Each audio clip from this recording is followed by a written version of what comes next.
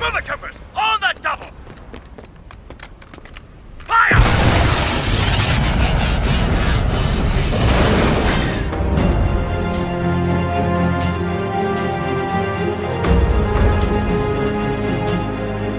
Hello there, this is Todd from the Scoundrels Cantina, and welcome to another episode of A Star Wars Story. In this video, we'll be telling you the story of the Chief Librarian of the Jedi Order, Jocasta Nu, who is most notably seen in Star Wars Episode 2 Attack of the Clones, Star Wars The Clone Wars series, the Darth Vader comics, and in other expanded universe materials. As always, we're mixing the expanded universe and canon because we believe that there's no reason why most of it can't fit together. So anyway, let's do it!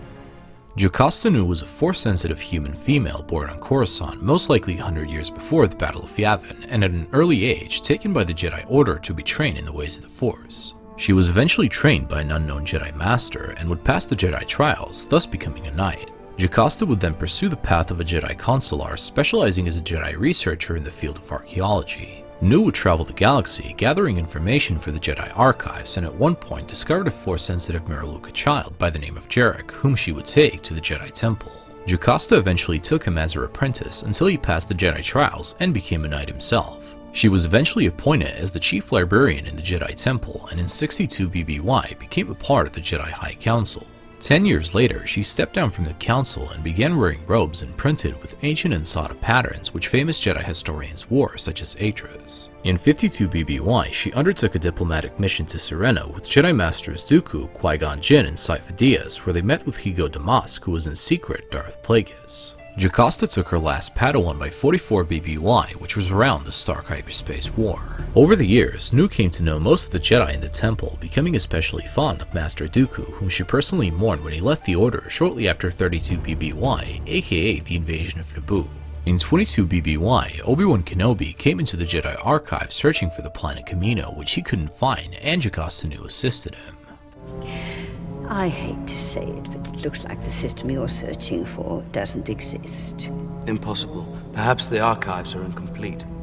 She was obviously irritated because of that. When the Clone Wars broke out the same year, shortly after the Battle of Felucia, Ahsoka Tano was assigned to guard duty in the Jedi Archives as punishment due to her disobeying orders on the battlefield. Jocasta Nu would show her around the archives. There is more knowledge here than anywhere else in the galaxy. Master Kenobi says there are even texts here that are forbidden to be read. Well, the archives hold a great many secrets. 'Tis true. A changeling bounty hunter called Cato Parasiti would infiltrate the Jedi Temple while working with Cad Bane in order to steal a holocron from the vault. When Jocasta asked if the bounty hunter who was disguised as Jedi Master Ord Innocence needed assistance, she was knocked out and rendered unconscious. The intruder would soon be dealt with by Ahsoka Tano, and Jocasta would get to her work as soon as she woke up. Nearing the end of the Clone Wars, Jocasta would brief the Jedi Council on the demise of Jedi Master Sifo Dyas after Plo Koon discovered his crashed shuttle and long-lost lightsaber. Nu would also be seen teaching some Jedi Padawans in the archives, one of which was Caleb Dume, and soon-to-be Kanan Jarrus. In 19 BBY, when Order 66 was issued and the elimination of the Jedi began, the Republic was reorganized into the Galactic Empire. As the Jedi were being purged, she went into hiding and preserved as much as she could of the Jedi Order's legacy, as well as started recording many holocrons in order to attempt to start a school for new Jedi. Jocasta Nu would eventually return to Coruscant and enter the Jedi Temple through secret passages. She would be shocked at what she saw in the temple, especially when witnessing the Grand Inquisitor going through the knowledge that she once kept, but she decided to focus on her mission. She would enter the secret Jedi vault within the archives, where she would recover a holocron that kept the names of all known Force-sensitive children in the galaxy. Upon sighting the Inquisitor again, she confronted him with her lightsaber drawn and disgust in her eyes. As their duel started, the Grand Inquisitor revealed to her that he was once a Jedi and that she denied him the secret Jedi knowledge for which he hated her. In their fight, Jocasta stood her ground even though being constantly taunted, although in the end, the Grand Inquisitor got the upper hand and knocked her down. As he was about to deliver the final blow, he was interrupted by Darth Vader, who wanted Jocasta alive. Nu would knock down a few books to distract them and went into the secret vault, where she would erase the entire Jedi Archives as well as load her lightsaber into a lightsaber rifle. As Vader was nearing, the Vault door identified him as Anakin Skywalker to Jocasta's shock. She would fire a few shots with the incredibly powerful lightsaber rifle, after which her lightsaber melted, so she set the rifle to self-destruct, which made a hole in the Jedi Temple.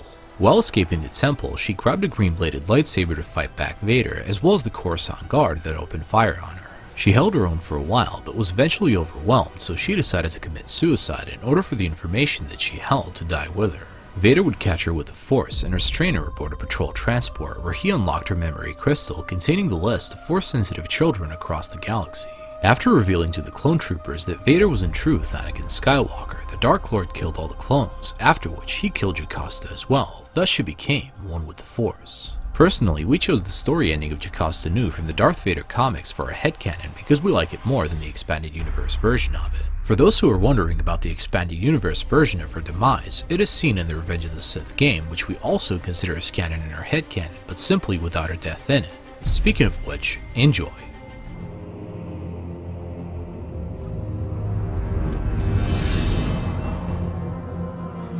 I want access to the temple signal beacon On whose authority? by order of the Supreme Chancellor.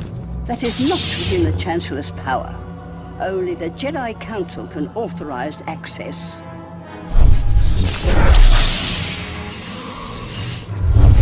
The Council is no longer in control.